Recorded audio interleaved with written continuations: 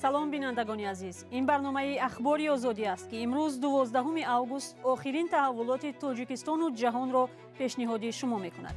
дар нашри нави барнома ин гузоришҳоро дорем. марги нобаҳангоми ровии шинохта ва муассиси авторадиои тоҷикистон Фаридун Хайруллозода. ӯ ҳамагӣ 27 сол дошт. то ҳол бовар надорам. ҳоло симои сардашро дидам дар боло ва то ҳол дар ҳолати шок ҳастам. тифле ки соли гузашта бо низомиёни хориҷӣ Кобулро тарк карда буд, имрӯз бо модараш дар Амрико мунтазири падар аст. кор мекунам, хона дорам, тифлоим кӯдакистон меран. ва нигаронии мақомоти хатлон аз афзоиши фурӯпошии оилаҳо, талоқ занонро танҳо ва дар шароити душвори молӣ мегузорад. пудак ман гирифтам, дига ҳечи нагирифтам, рафтам бо омиладор ки будам фарзанди ҷимҷимда. ровии шинохта Фаридун Хайруллозода шаби панҷшанбе ба ҷумъа дар як шароити мармуз аз ҷаҳон даргузашт. вай ҳамагӣ 27 сол дошт. сабаби расмӣ ва ҷузъиёти дақиқи марги ногаҳонии ин бунёдгузор ва раҳбари авторадиои Тоҷикистон то кунун ошкор нашудааст. наздиконаш мегӯянд, ӯ то лаҳзаи охир кор мекард ва шаби гузашта ҳам дар як маърака будааст. нигораи Фазлиддин ва Алишер Зарифӣ дар ин бора гузориш доранд. наздикону пайвандон ва дӯстону ҳамкорони Фаридун барои видо бо ӯ назди ин бино ҷамъ шуданд. марги ногаҳонии ин ҷавон аҳли хонавода, пайвандону наздиконашро дар ҳолати шок қарор додааст. ҷани худам буд, дар радио телевидение кор мекард. фақат айдаҳанҷи гапи хуб мебарам. ман ягон бор маҳоли гапи бад айдаҳани ва шиндаги нестем. худо дунёшо обод гардонад. Фаридун Хайруллозода хатмкардаи риштаи иқтисодии донишгоҳи Славянии Русия ва Тоҷикистон буд, вале рӯ ба кори эҷодӣ оварда, ҳанӯз дар синни ҷавонӣ ҳамчун як ровии муваффақ муаррифӣ гардид. Фаридун аз хурдсолиш мешиносам. падараш бисёр мехост рӯзноманигор шавад. кофишорӣ мекардем ки равад рӯзноманигор, чунки аллакай бо таҷрибаи чандсолаи кори дар телевизиони Сафина рӯзноманигори омода аст, тайёр аст. як худи раҳмати Фаридун мехост риштаи иқтисодшинос шавад. иқтисодшинос рафт хонд, лек кори рӯзноманигориро тарк накард. мақомот сабаби марги Фаридун Хайруллозодаро то ҳол расман шарҳ надодааст. дӯстону ҳамкоронаш гуфтанд, ӯ бардаму солӣ менамуд. баъзе ҳамсуҳбатони мо дар суҳбатҳои бидуни сабт гуфтанд, яке аз фарзияҳои маргаш худкушӣ аст. то чанде ки ман медонистам, Фаридун аз як бемории қалб каме азият мекашид, вале он қадар ҳам мушкил ё ин ки он қадар ҳам ҷиддие набуд ва албатта барои ман бисёр ногаҳонӣ буд. субҳ вақте ман сторизҳои якчанд нафарро дар Инстаграм дидам, аслан бовар намекардам. фикр кардам шояд дурӯғ аст ва то ҳол бовар надорам. ҳоло симои сардашро дидам дар боло ва то ҳол дар ҳолати шок ҳастам. модари Фаридун ки дар Русия будааст, ҳоло дар роҳ ба сӯи Душанбе аст. бинобар ин маросими ба хоксупории ӯро ба бегоҳӣ имрӯз гузоштанд. Фаридун ҳанӯз аз соли 2006 дар барномаҳои телевизиони Баҳористон ровигӣ мекард. соли 2009 ба телевизиони Сафина гузашт ва муаллифи чанде аз барномаҳои ин телевизион буд. як муддат дар шаҳри Москави Русия иқомат доштааст. ӯ муаллиф ва ровии якчанд тарҳҳои радиоӣ дар радиои ватан низ буд. соли 2018 директори радиои ҳамсадо шуда, сипас директори генералии авторадио Тоҷикистон шуд. соли 2017 Фаридун барои фаъолияти пурсамар дар шабакаҳои иҷтимоӣ соҳиби ҷоизаи беҳтарин блогери Тоҷикистон шуд. аз ӯ як духтар ба ёдгорӣ мондааст. барномаро бо гузоришҳои дигар идома медиҳем. 15 август аз суқути давлати Афғонистон ва ба сари қудрат омадани Толибон як сол мегузарад. ҳоло аксар сафоратхонаҳои ин кишвар аз сӯи сафирони қаблӣ раҳбарӣ мешаванд. бо гузашти як сол ягон кишвар ҳукумати Толибонро ба расмият нашинохтааст. дар суҳбати ихтисосӣ бо Муҳаммад Заҳир Ағбар, сафири ҳукумати пешини Афғонистон дар Тоҷикистон, Сарвинози Рӯҳулло аз ӯ пурсид ки оё боре бо Толибон дар тамос буд ва дар кадом масъалаҳо суҳбат доштанд? мо набояд طالب‌ها را به عنوان یک حکومت خطاب کنیم. امروز شما میدانین و جهانیان هم میدانن که طالب ها یک گروه تروریستی، یک گروه افراطی در لیست سیاه ملل متحد هنوز هم جایگاهشان موجود است. من فکر میکنم که مبارزه 20 سال نیروهای ناتو و به خصوص ایالات متحده امریکا و حضورشان در افغانستان به خاطر حضور گروه‌های تروریستی در افغانستان بوده. در این شکی نیست که طالبان امروز در حرازی افغانستان مستقر هستند، ولی در قلب‌های مردم افغانستان تا بالا مستقر نشدند. شما هر روز مبارزات مردم ما را می‌بینین، استادگی مردم ما را می‌بینین. از روزی که طالب‌ها آمده افغانستان ولایات مختلف به یک زندان خانگی تبدیل شده. در این شکی نیست که برای طالبان همیت آمده. طالبانی که در طول سالان متمادی خون هزاران انسان را ریختن و امروز میخواهند که بالای قلبای مردم افغانستان حکومت بکنن که اونا به هیچ صورت حکومت شده نمیتونن و ادامه داده نمیتونن. یعنی شما تا امروز با این حکومت طالبان تماس نداشتید و همزمان بگویید که کدام کشورها به شما همچون سفیر مراجعت میکنن؟ طالب ها را به عنوان حکومت باید حساب نکنن. چرا رسانه های دنیا به خصوص رسانه های معتبر تابع قوانین ملل متحد هستند. اونا در هیچ گوشه دنیا پرچمشان در اهتزاز نیست. امروز در ملل متحد اونا کدام نمایندگی ندارن، بلکه نمایندگی مردم افغانستان است. اونها از یک انتخاباتی که از آرای مردم با وجود آماده باشه به عنوان حکومت نیستن. اونا نه امارت هستن، نه حکومت اسلامی هستن، نه جمهوریت هستن، بلکه یک گروه یاغی و در لیست سیاه ملل متحد امروز در کابل هستن.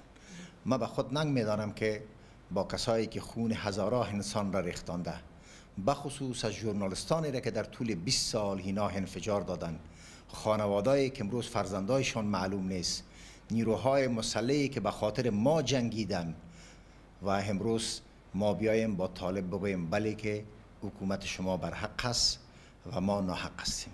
روابط ما در تاجیکستان به عنوان نماینده مردم افغانستان هم با دولت تاجیکستان هم با سایر نهادهای بین المللی کمافل سابق جریان دارد. ما در تمام مراسم ملی و بین المللی سفارتخانه ها مهمان میشم. هر مراسمی که ما در سفارت می داشته باشیم سفرای محترم حضور پیدا میکنن و تا به حال که با شما صحبت میکنم مرا به عنوان نماینده مردم افغانستان میشناسم. بینندگان ارجمند، به زودی شکل کامل این صحبت در سامانه آزادی و صحیفه های ما در شبکه های اجتماعی نشر می شود. شما را به تماشای آن دعوت می کنیم. در ضمن وقتی سخن از آمدن طالبان می رود، اولین منظره که بسیاری ها پیش نظر می آورند ازدحام سردرگم فرودگاه کابل و هواپیماهای پرآدم است. در آن شب و روز که همه در تلاش فرار از کابل بودند، یک کودک تصادفاً با هواپیمای بدون والدان به خارج کشور برده شد. بعد بیش از 40 روز مادر و کودک در امریکا به دیدار هم رسیدند. حالا این طفل افغان چه حال دارد؟ خیرامان بخازاده گزارش می دهد. واحده علیزاده 20 ساله و دو طفل او الیاس 5 ساله و فرزاد 2.5 ساله سال گذشته افغانستان را ترک کردند. آنها حالا در ایالت ویرجینیای امریکا زندگی می کنند. در روزهایی که فرودگاه کابل پر ازدحام بود، والدان فرزاد خردسال برای در زیر پا نماندن طفلشان او را به دست سربازان خارجی دادند. وقتی خودشان وارد فرودگاه شدند دیگر کودک و سرباز را نیافتند.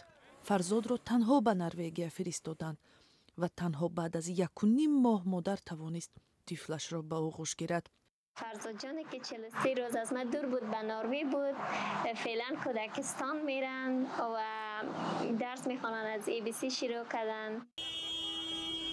این پدر فرزاد است که ضمن پرواز هواپیما در جستجوی فرزند از فرودگاه بیرون شد و در افغانستان ماند. اون نمیخواهد معرفی شود، اما در این مراجعتش از حکومت امریکا خواست به او برای پیوستن به زن و فرزندانش کمک کنند.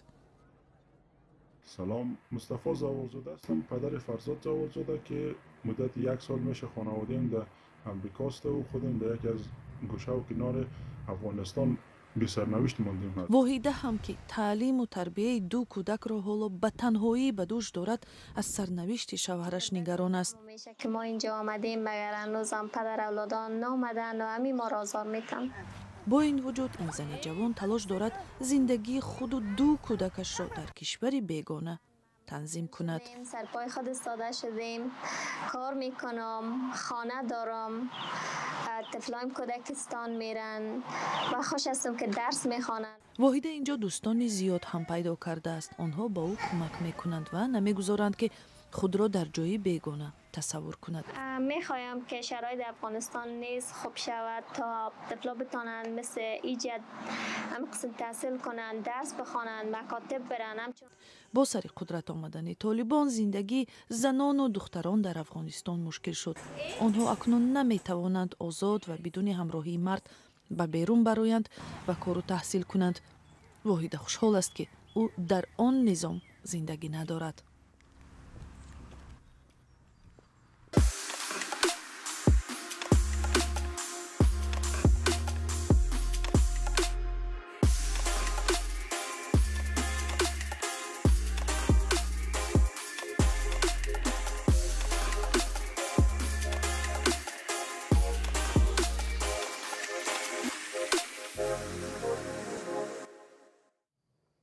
برمیگردیم به تاجیکستان. مقامات در ولایت ختلان از افزایش موردهای فروپاشی اویله‌ها نگرانی کردند. مسئولین و هم تحلیلگران پیوسته سبب را به خشونت نسبت زنان در خانواده‌ها و آماده نبودن جوانان به حیات اویلوی ربط می‌دهند. معمولاً بار وزنین طلاق را زنان می‌کشند. آنها هم از مکان زیست محروم می‌شوند و هم تربیت فرزندان را به تنهایی به دوش می‌گیرند. تفصیلات در گزارش همکارم علیشیر ظریفی. назурбӣ пуле ки аз кори ошхона мегирад барои манзили ба иҷора гирифтааш ва ду фарзанди ноболиғаш сарф мекунад. ӯ як зани танҳо аз водии вахш аст. 4 моҳ пеш талоқ гирифт, парастории фарзандон бар душаш афтид. бекории шавҳар ва хушунату зӯроварӣ бори ин занро зиёд кард. назурбӣ тоби таҳқиру бадрафториро накард ва аз шавҳараш ҷудо шуд. ӯ бар асоси қонунҳои исломӣ ҳақ надорад ба манзили шавҳараш ки ӯро талоқ додааст баргардад, вале дар хонаи волидайн низ барои ӯ ва фарзандонаш ҷое нест.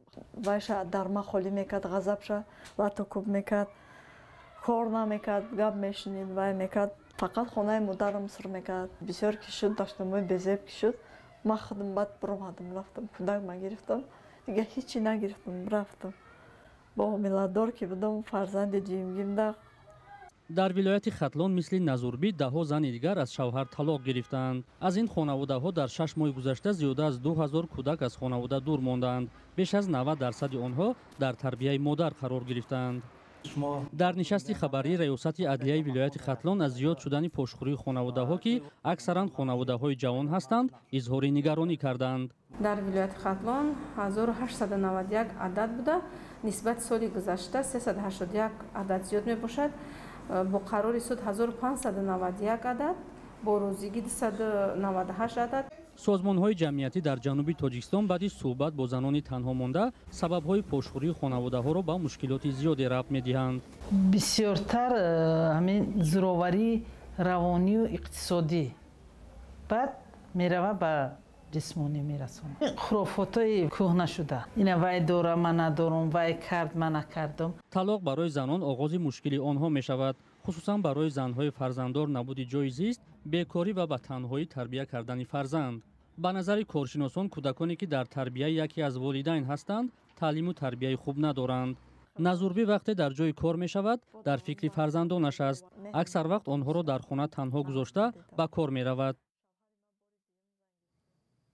бинандаи азиз, сипос барои ҳамроҳӣ. ахбори озодиро инҷо ба поён мебарем. хабарҳои бештарро метавонед дар сомонаи озодӣ, шабакаи озодӣ видео дар ютуб ва фейсбуку инстаграми мо пайдову тамошо ва мутолиа кунед. бароятон таътилҳои хуш мехоҳем ва то ҳафтаи баъдӣ худо нигаҳдори шумо.